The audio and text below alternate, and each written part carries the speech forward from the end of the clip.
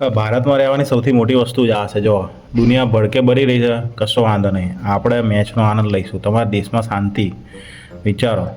આખી દુનિયામાં કેટલી હાહાકાર છે ને, અહીંથી અહીં મિસાઇલ ના આન તે ને ઢેકણું પૂછણું ને આવી જો. અમારે મેચની ચિંતા, અમે મેચ તો ચિંતા નહીં, અમે તો જીતવાના જ છીએ. ફાઇનલ છે, ફાઇનલ અમારા વગર કોઈ જીતે જ નહીં, બરાબર છે.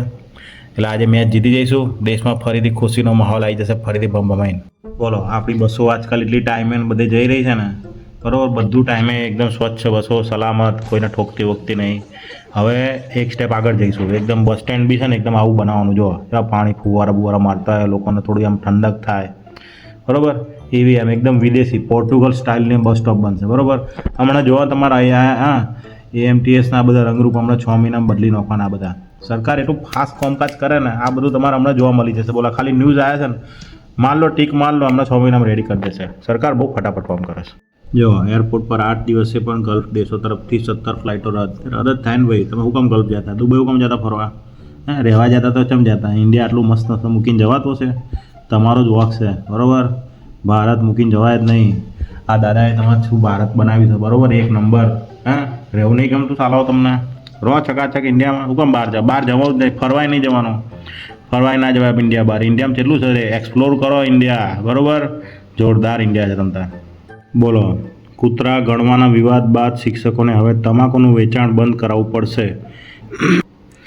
બોલો, કેટલી જાગૃત સરકાર છે, બરાબર. આ રાજકોટના કોઈક ડીઈઓ છે, બરાબર, પરિપત્ર પાડી દીધો, કૂતરા ગણ લીધા, હવે તમાકુ બંધ કરાવો. મતલબ શિક્ષકને કેટલું બધું માને છે આ લોકો, કે ખબર છે કોઈ એલફેલનું માનશે નહીં આ લોકો, બરાબર.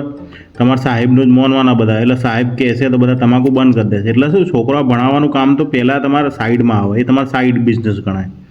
પહેલાં કામ છે આ બધું તમારે ચૂંટણી ટાઈમે ફરો, કૂતરા ગણો, તમાકુ બંધ કરાવો, બરાબર. તમે શિક્ષણ ખાતામાં નોકરી એટલે લીધી છે આ બધું કરવા માટે. છોકરા ભણાવવાનું કામ તો સાઈડમાં છે, પેલું અલગથી આવે બધું. હું તો કહું આ બધું સટ્ટા ના રમાય, બરાબર.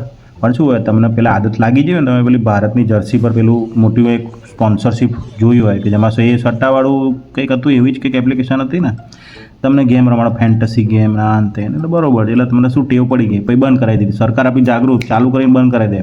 પછી ભલે તમે એમને છુપાઈને મોટો મોટો સોદા કરીને રમો, નાના 50 રમતા હતા, એ બંધ કરાવીને સીધા તમે 100-200 કરોડના રમશો સોદા.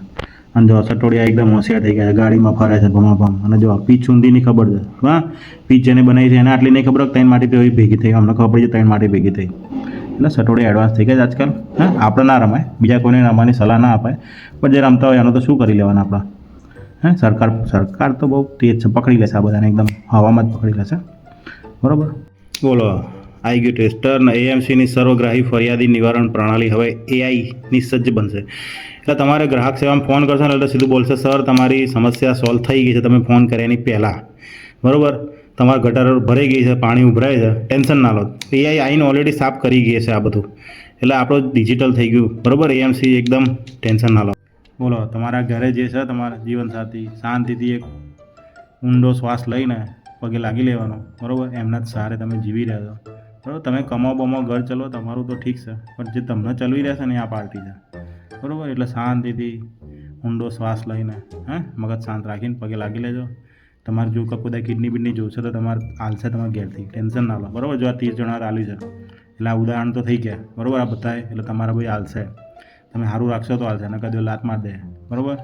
એટલે સારું રાખો, ખવડાવ પીડો જલસા કરો, એટલે તમને કોઈ કિડની લીવર જાય તો કોમ આવે. ચાલો.